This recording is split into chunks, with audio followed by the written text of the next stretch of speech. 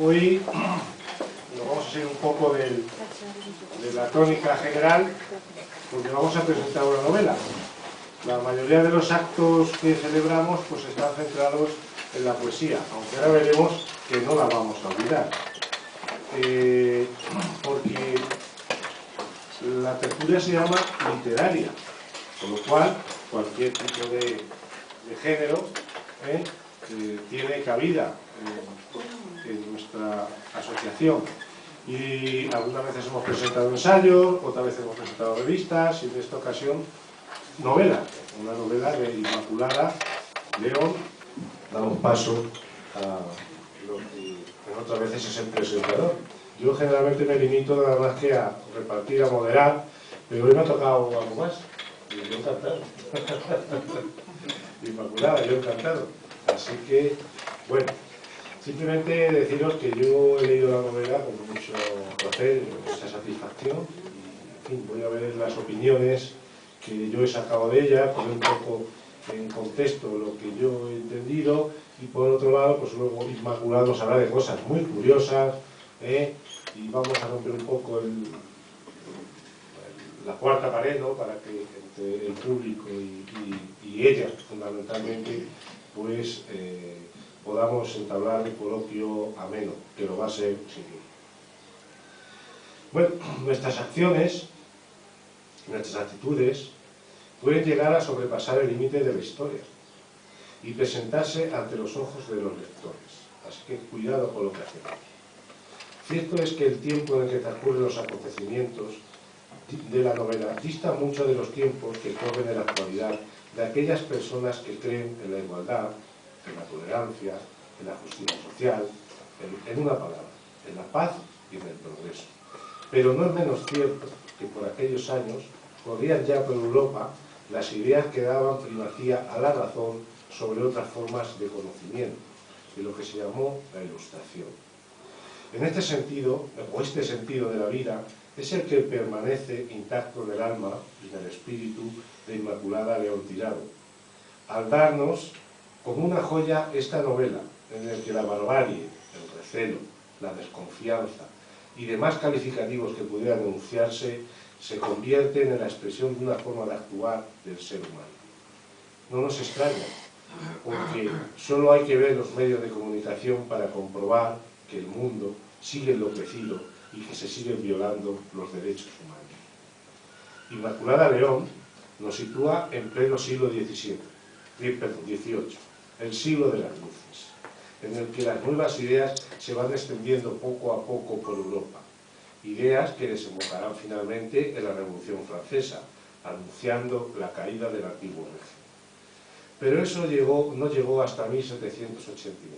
Antes, aunque el principal impulsor de la labor del reformismo de España fue Carlos III, ya se había producido la organización administrativa por parte de Felipe V y de Felipe VI, y una serie de reformas inspiradas en el espíritu ilustrado.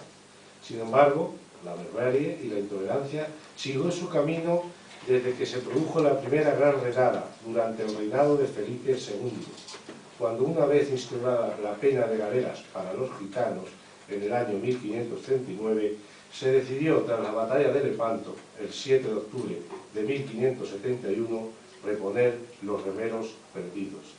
De esta manera se produjo la captura de todos los gitanos varones aptos para apoyar los remos.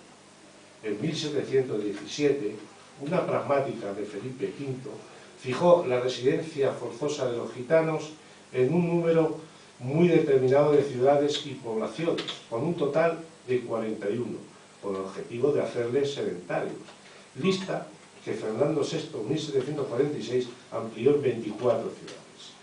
Por eso Madrid, en el momento de la organización y ejecución del plan, estaba llena de gitanos en espera de reasentamiento, pues los procesos burocráticos eran lentos, lo que provocó las quejas del propio monarca, que ordenó apurar los trámites para expedir cuanto antes a los gitanos ambulantes a su destino y asegurar su localización posterior.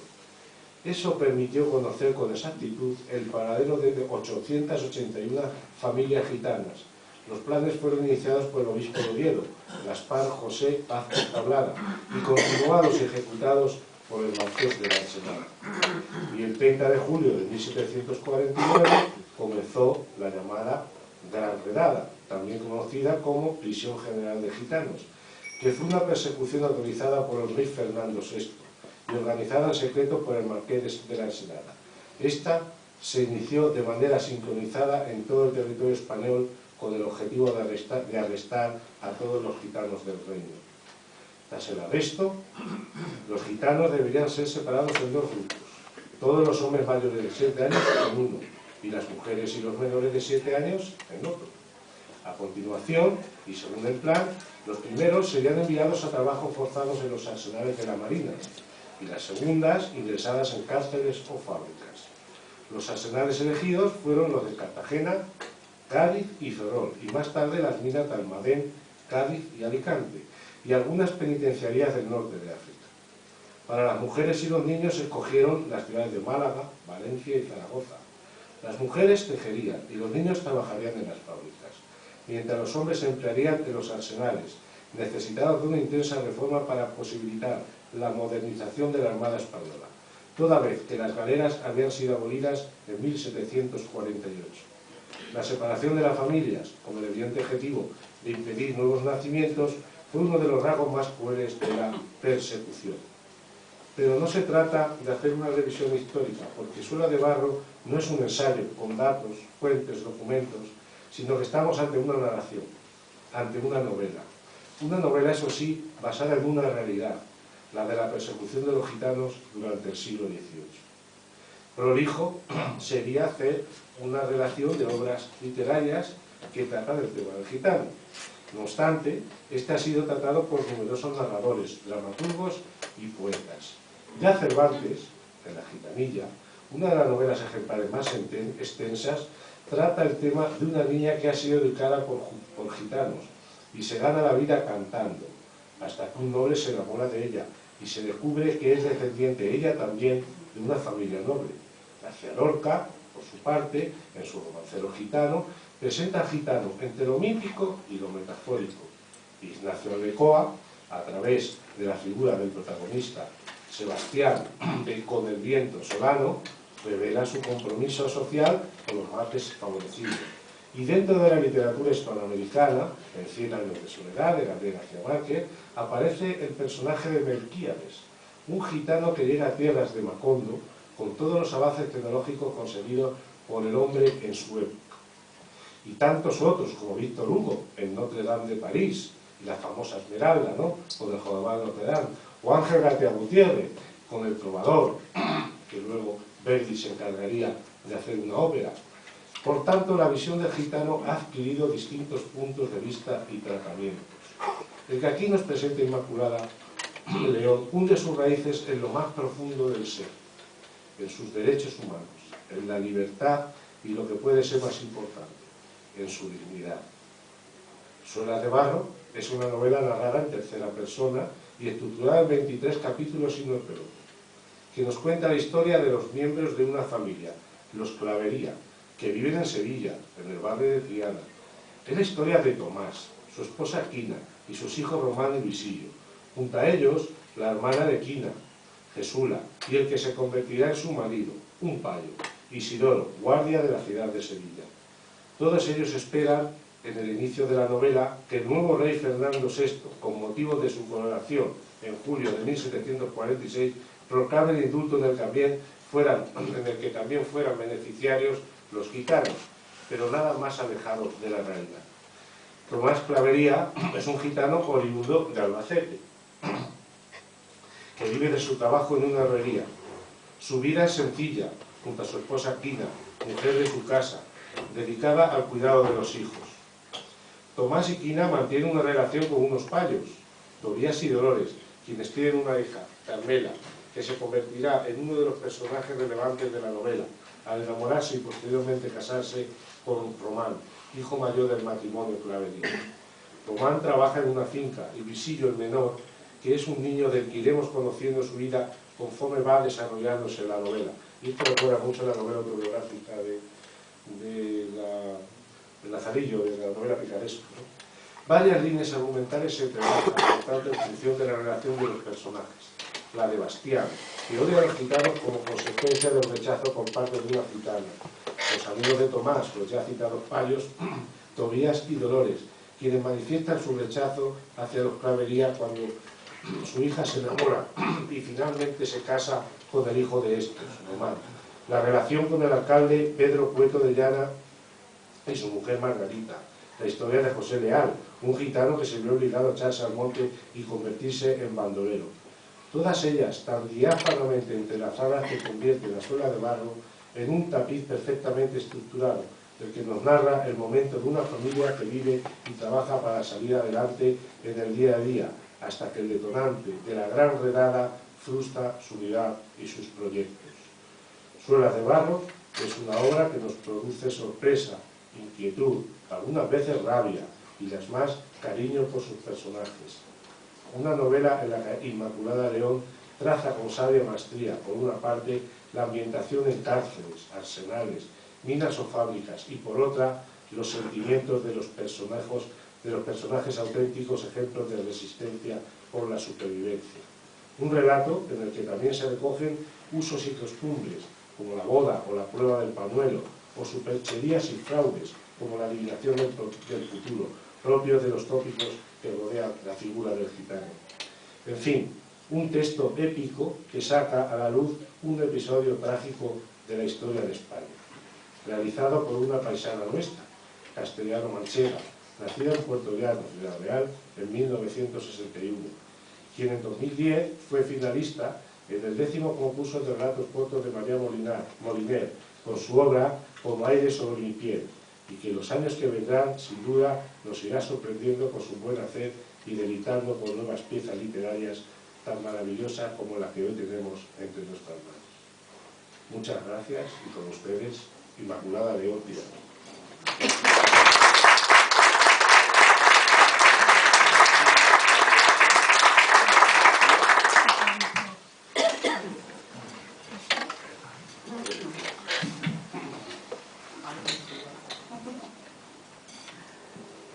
Bueno, pues, ¿se me oye? Perfectamente, ¿no? Pues nada, yo quería dar las gracias a Juan Pedro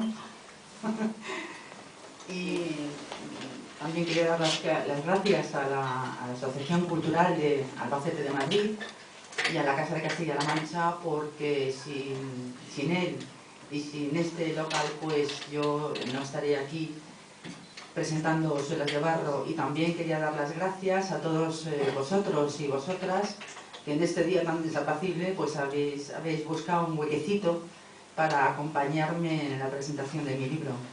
Y quiero hacer una mención, con el permiso de todas las personas que estáis aquí, a Charo Rodríguez, porque ha dejado a su Pilarica, y viene de Zaragoza exclusivamente, a acompañarme. Así que muchas gracias, Charo, por dejar abandonar a tu Pilarica un poquito y pasarte a la Almudena. Así que muchísimas gracias a todos y a todas. Y bueno, yo no sé qué me ha dejado por decir de Suelas de Barro. Yo creo que no... El final no lo voy a contar. Pero de los personajes poco voy a contar ya, porque lo ha hilado muy bien, ha hecho una disertación maravillosa, perfecta, y que me ha encantado de Suelas. De los personajes no voy a tocar nada, ya poco más podría decir de ellos. Sí, voy a comentar un poquito sobre cómo se ha trazado, cómo se urdió Suelas de Barro, la historia, no mía, sino la historia, el hecho de Suelas de Barro, de la trama, de la redada, y un poco, sobre todo, la documentación. Suelas de Barro, ya sabéis, que narra la historia del trágico suceso, que a mí me gusta llamarlo holocausto, porque fue la forma de aniquilar, quisieron aniquilar a la etnia gitana, al pueblo gitano en 1749, un hecho que yo desconocía y que cuando yo me enteré de esa historia, yo estaba escribiendo otra novela, iniciándome en otra novela, y cuando yo me enteré de este hecho, pues enseguida empecé a documentarme, me encontré con muchísima documentación, demasiada documentación para lo poco que había escrito sobre este hecho. Y cuando yo pregunté a las asociaciones, a la poca gente que sabía sobre este holocausto gitano, una cosa sí me sorprendió, y que casi todos pensaban que la cabeza pensante de toda esta trama la odió Ensenada, y no fue así. Realmente Ensenada no odiaba a los gitanos, fue Tablada, Gaspar Vázquez Tablada. Cuando Fernando VI es coronado rey, él a los pocos días nombra a Tablada gobernador del Consejo de Castilla, y él tenía una inquina hacia los gitanos desde que era obispo de Barcelona, pero no tenía el poder para aniquilarlos, y cuando es nombrado gobernador, ahí sí tiene el poder, y al día siguiente de ser nombrado, no espera mucho más, lo primero que hace es movilizar a todos los funcionarios del Consejo de Castilla para que les prepare el censo de todos los gitanos que hay en España, de todo el territorio español. Pide audiencia al rey a efectos privados, y todo esto se lo comunica a Ensenada. Y cuando habla con el rey, le propone 3 vías para aniquilar a los gitanos. Una es meterlos en barcos y dejarlos a la deriva. La segunda es mandarlos a las Américas. Y la tercera, directamente, confinarlos en cárceles y matarlos. El rey, cuando escucha esto, se echa las manos a la cabeza y le dice que no da vía libre a esto, ni pensarlo. Y cuando sale de la reunión, escribe a Ensenada. Esas cartas, evidentemente, forman parte de mi documentación personal. Escribe a Ensenada y le dice que no cree que el rey vaya a dar su consentimiento a esto. Y Ensenada, que es, no sé si es más inteligente que manipulador, o manipulador que inteligente, él, que no tenía intención de tocar a los gitanos, porque evidentemente casi todos los gitanos estaban ya sometidos a las pragmáticas, su obsesión era la armada. No tanto crear una armada tan importante como la francesa, pero sí superar a la inglesa. Y como no había dinero en las arcas, la idea que él tiene es tirar de los gitanos para tener mano de obra barata. Y con esa premisa habla con Rábago, que era el confesor del rey, para que dé la vía libre, convenza al rey y dé vía libre para confinar a todos los gitanos. Y 2 reuniones más con el rey da el visto bueno.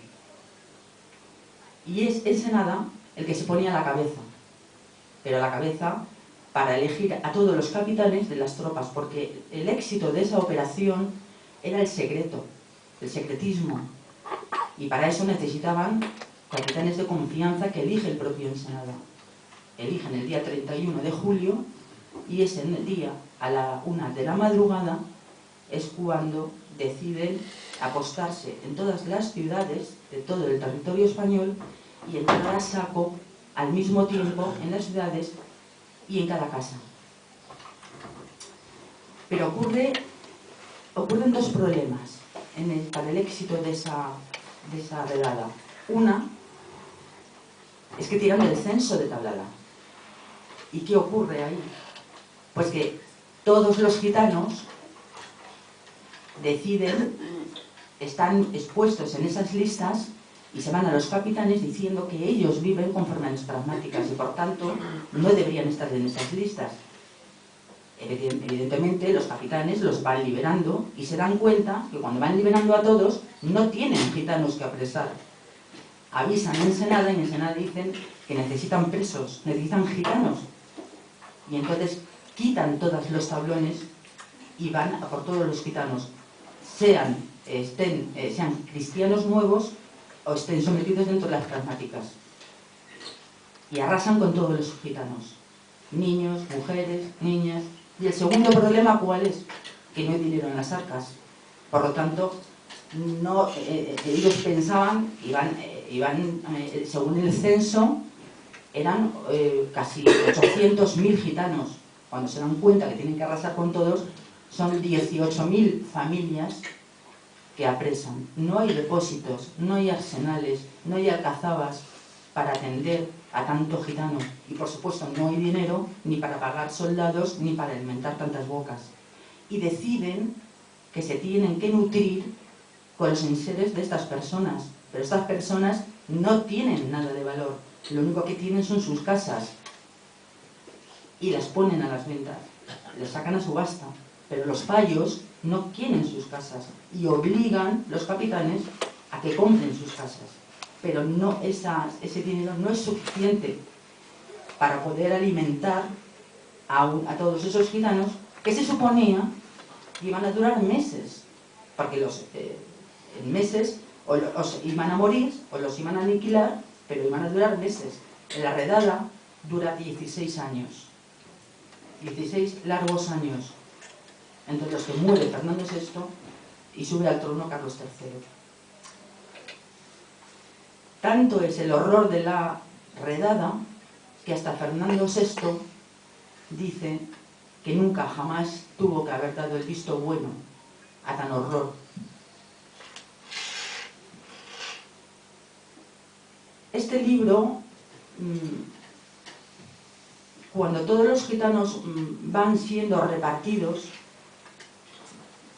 entre alcazabas, castillos y depósitos, en la documentación que yo tengo, yo tuve que aflojar y suavizar por todo lo que pasan, porque fue tan cruento que no quería ensañarme en la misma historia, tenía que suavizarla de alguna manera. No quería hacer un libro demasiado cruento en la historia, no quería ensañarme en eso. Y tenía que suavizar de alguna manera. Pero para que os hagáis una idea de cómo lo pasaban entre ellos las mujeres, del depósito de Málaga, que muchas de ellas, no sé si entraron aproximadamente como cerca de 6.000 mujeres, entre mujeres y niños y niñas, porque como bien dijo Juan Pedro, los separaron entre hombres y niños de 7 años, mayores de 7 años, y mujeres y niños y niñas menores de 7 años. Del depósito de Málaga al depósito de Zaragoza ya llegaron menos de la mitad de mujeres. Pues en el depósito de Zaragoza había un clérigo que se llamaba Manzano, que probaba en él mismo las torturas para ver si le eran válidas para las mujeres. Y las mujeres rogaban volver al depósito de Málaga. Tal era la crueldad que existía en el depósito de Zaragoza, que no era un depósito en sí, era una casa de misericordia, estaba creada para acoger a los pobres. No querían ni prostitutas ni gitanas. Esa es la historia de Suelas de Barro. En cuanto a la documentación que yo me encontré, era tan vasta, tan grande, que tuve que hacer un esfuerzo para ver de dónde, con qué me quedaba y con qué es lo que me podía resultar más válido a la hora de escribir.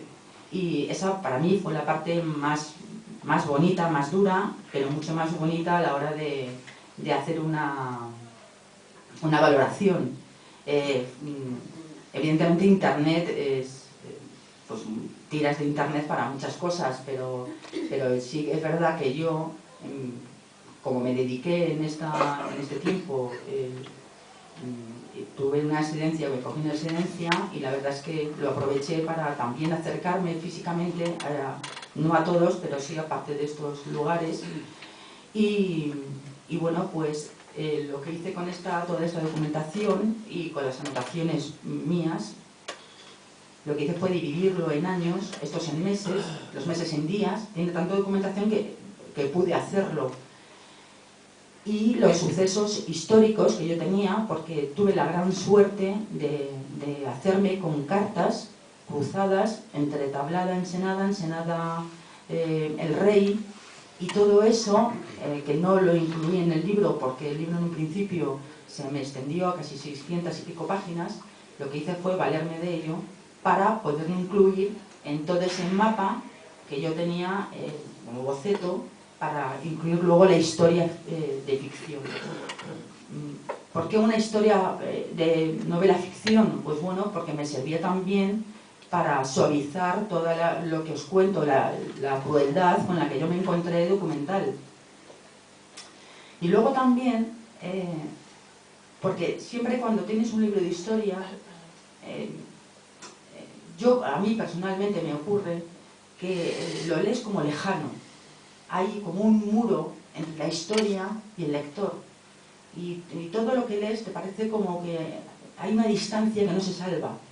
Sin embargo, cuando tú ficcionas la historia, siempre conservando, evidentemente, siendo fiel a la historia, y cuando ficcionas, creas un vínculo, es lo que yo al menos he pretendido, y espero haber conseguido, creas un vínculo con los personajes emotivos, de tal manera que intentas que el lector odie, ame e interactúe con el personaje.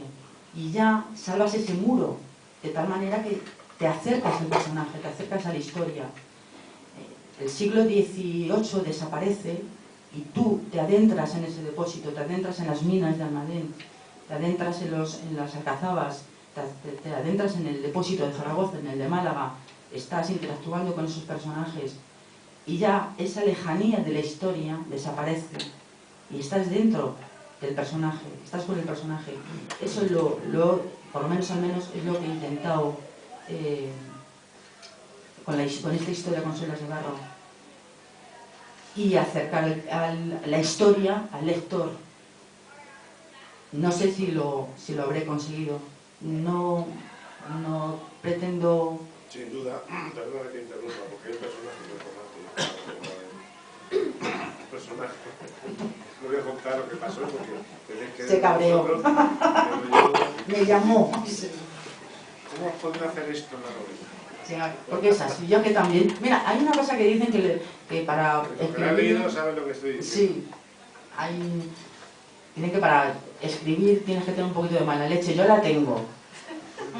Yo la tengo. Es que si no, no puedes...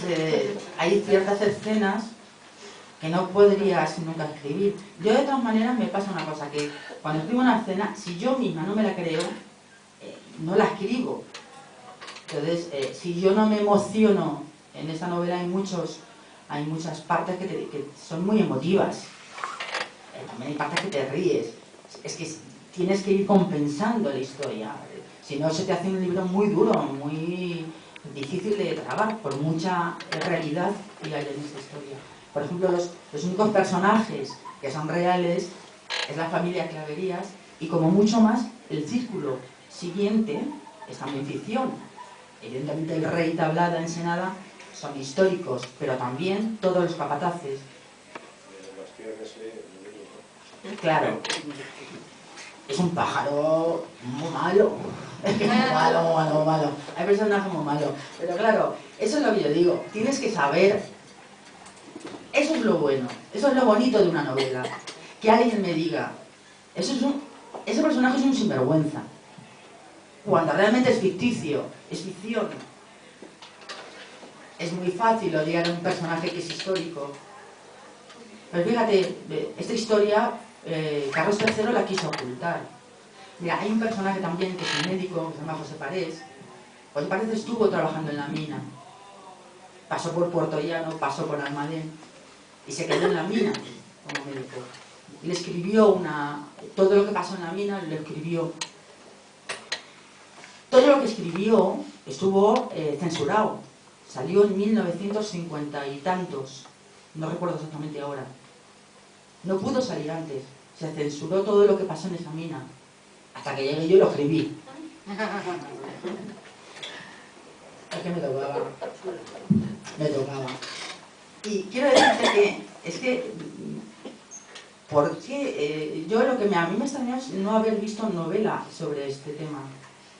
Pero bueno, la historia es así. Yo tengo que confesarte que sí, la historia sí la conocía, leí.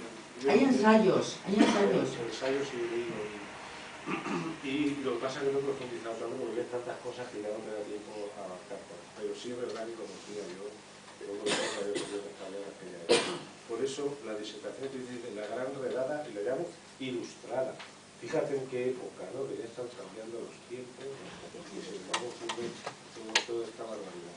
Pero la novela es muy atrayente. El personaje de Román, como has dicho tú, efectivamente, a mí era como una válvula de escape, los chicos jóvenes ahí en flor del amor, y en fin, es como una válvula de escape de todo lo que está ocurriendo. En una de las entrevistas me preguntaron que por qué una familia protagonista, porque es complicado, normalmente haces un protagonista, dos protagonistas, porque una familia entera. Pero claro, si yo quería mostrar todo el itinerario de la redada, que fueron muchos lugares, a mí lo que mejor se me ocurrió fue hacer una familia completa de 5 miembros, por ejemplo, de distintas edades y sexos, para hacer todo el itinerario y situarlos en todos los puntos calientes de la redada.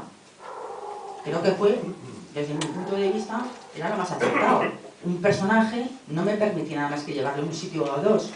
5 personajes me permitía mostrar casi 5 o 6 lugares que me ocurrió, y sobre todo los más duros. Las minas de Almadén fueron durísimas, durísimas. Pero bueno, y luego yo, mira, voy a decir algo que nunca he dicho, y es que como la tengo de frente, no sé si esto, sin su permiso, lo voy a hacer. Pero hay un personaje en el libro, que no es ni secundario, pero a mí me parece un personaje muy emotivo, y es que las galeras efectivamente se abolieron en 1748. Y las galeras es donde antes se metían a los gitanos, evidentemente a todos los presos, pero también los gitanos los llevaban a galeras. Y en 1749, cuando yo inicio el libro en el 46, porque sí que quería contar por cómo se fraguó todo el tema de Suelas de Barro y toda la historia. Pero introduzco a un personaje que además existió, que era un noble castellano, que lo meten en galeras por un tema de celos. No lo cuento la historia porque la historia ya la cuenta él. Es un noble que está machacado porque lleva toda la vida en galeras.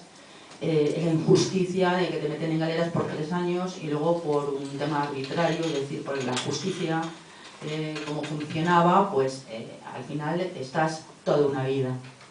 Pero el mensaje que le da a uno de los protagonistas, que tampoco voy a decir cuál es un mensaje de libertad y sobre todo de vida. Y está inspirado, aparte de que él cuenta cómo llegó allí, que es verdad, que es una vida real, un noble, el mensaje me inspiró mi hermana. Ella no lo sabía.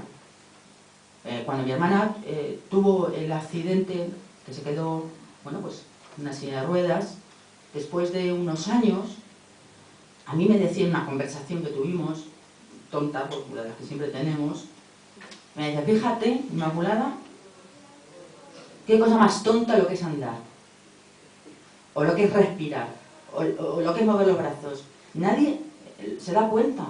Tú caminas, pero no piensas que primero tienes que mover un pie, luego el otro. Lo haces de manera mecánica. O respirar. Tú respiras y no sabes que estás respirando. No tienes que pensar que tienes que respirar. O mover un brazo. Y la gente lo hace, fíjate, y yo no puedo. O sea, tendría que pensar que tengo que mover un pie y luego el otro, y aún así no puedo hacerlo. Bueno, pues pasaron, cuando yo escribí Suelas, de esa conversación, habían pasado como 6-7 años. Y cuando me vino el personaje del galeote y empecé a escribir, me di cuenta que lo que estaba diciendo el galeote era todo lo que mi hermana me había comentado. Y cuando yo terminé el libro, la segunda persona, digo la segunda porque la primera era mi marido, la segunda persona que leyó el libro, el manuscrito, fue mi hermana Pilar. Y le dije, ¿qué tal? Y dice, me ha encantado el libro. Dice, pero hay 2 personajes que me han maravillado. O sea, es que me han enamorado. Una fue Jesula y el otro ha sido el galeote. ¿Qué cosas más bonitas dice? Digo, ¿ah, sí, el galeote? Y dice, sí. Digo, pues ¿sabes que todo lo que dice fue lo que me dijiste tú? Y se emocionó. Bueno, pues lo cuento como anécdota. Lo cuento como anécdota porque la tengo de frente y me está mirando. Si no, nunca lo he dicho, Pilar. Esto para ti, para mí y para nadie más. Pues para ti.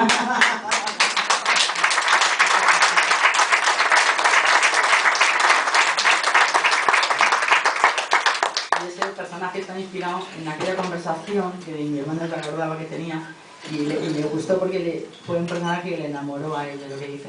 Y es un personaje que a mí me gustó mucho, un himno de la verdad. Y bueno, pues nada, yo lo único que os digo es que si he conseguido que este libro realmente se acorte la historia con vuestra lectura y realmente os introduzca, os emocione, os haga reír también, pues este libro simplemente con eso habrá merecido la pena. Así que muchísimas gracias a todos y a todas.